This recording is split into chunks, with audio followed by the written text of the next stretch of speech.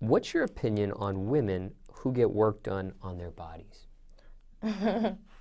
Women that get work done on their body, I feel like that is their own decision, and that's pro-choice, and I have no problem with that. What's crazy is, you know, people that don't understand their body. I don't agree with, you know, enhancements that aren't proportionate to your size. Like, if you're a small, skinny woman and you got like a Triple D. 55 ass and your legs is toothpicks, you know, you look like an ant or insect. You just look crazy. It just needs to flow. You know, that's what it needs. It just needs to look natural. I feel like, you know, it's getting a little out of hand. But yeah, I mean, I'm totally cool with pro-choice and enhancing your body, whatever makes you feel beautiful. I feel like that's your choice. You know, who am I to judge? I don't know what it feels like to be you, so how can I judge that? Just, you know, make sure it's proportionate and you won't be a part of my jokes. Currently, are you team natural? I'm team natural, honey. Absolutely. I don't know. I'm not at the, I'm local and I'm humble.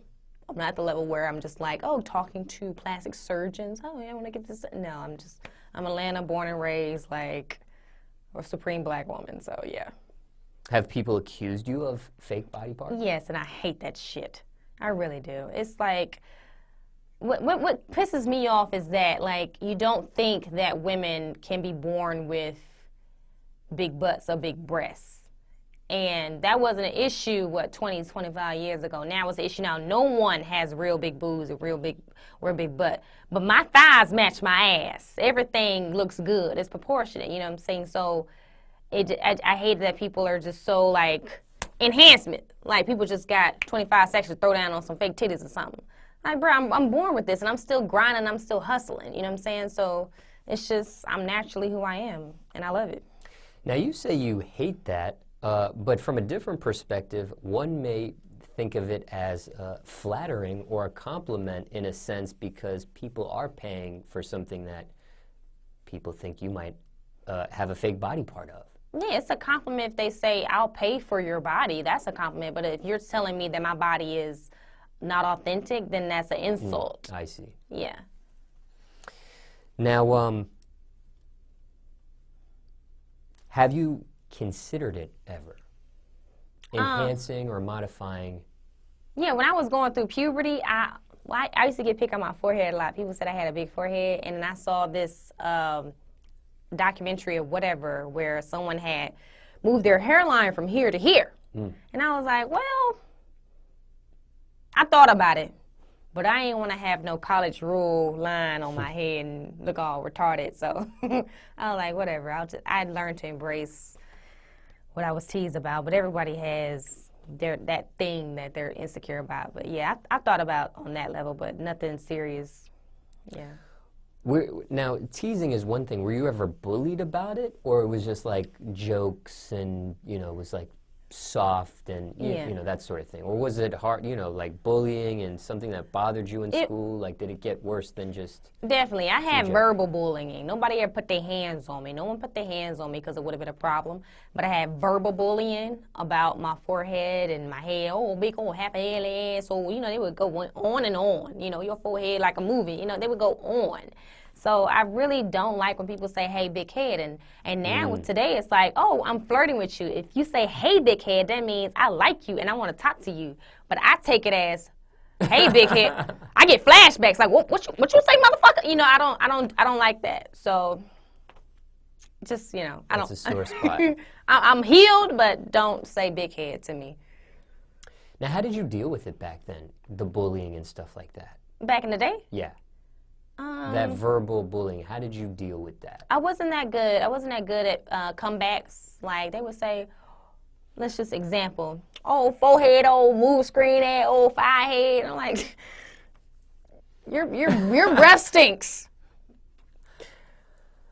You want some gum? I was very slow. Like, it wasn't fast paced back in school. You know, now I'm quick. Like, what's up? You know, what you say? Oh, shut up, you old stupid ass. I can get with the best of them now. But when I was younger, hadn't found my voice yet.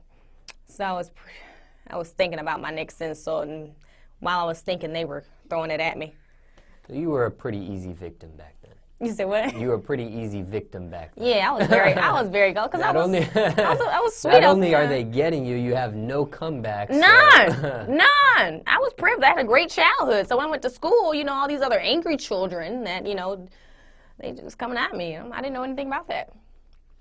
Now, somebody watching this may have stumbled upon this interview, and maybe they're going through, and when that was that happening, because you said puberty, was that middle school, high school?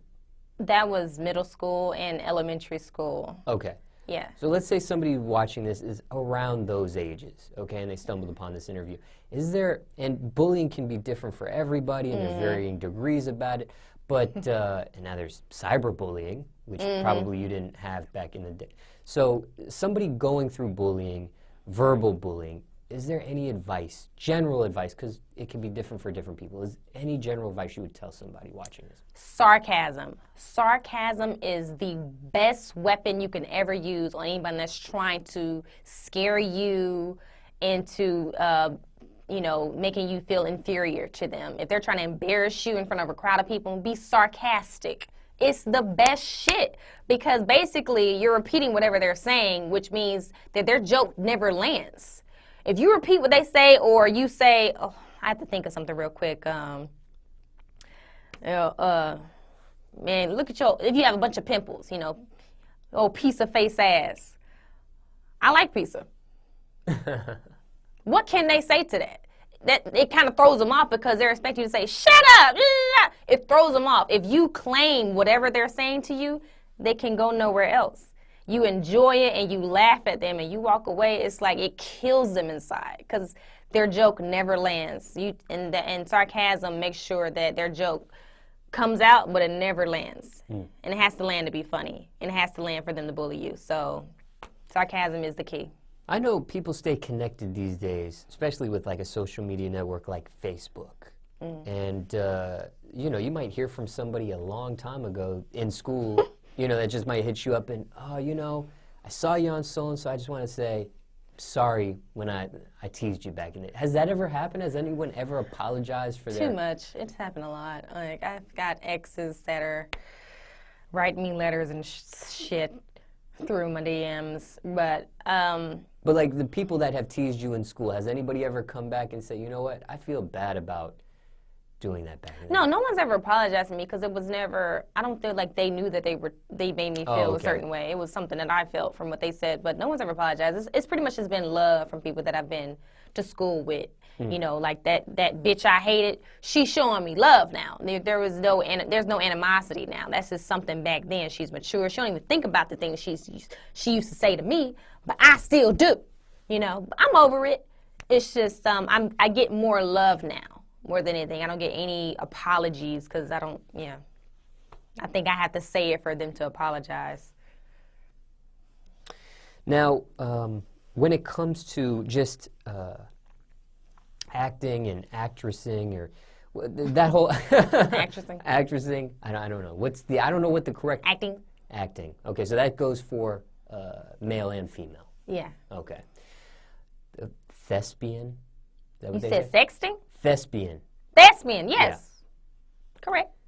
I never hear that phrase too often, but that's the same thing, right? Shakespearean, Okay. Thespian, that can be male and female too?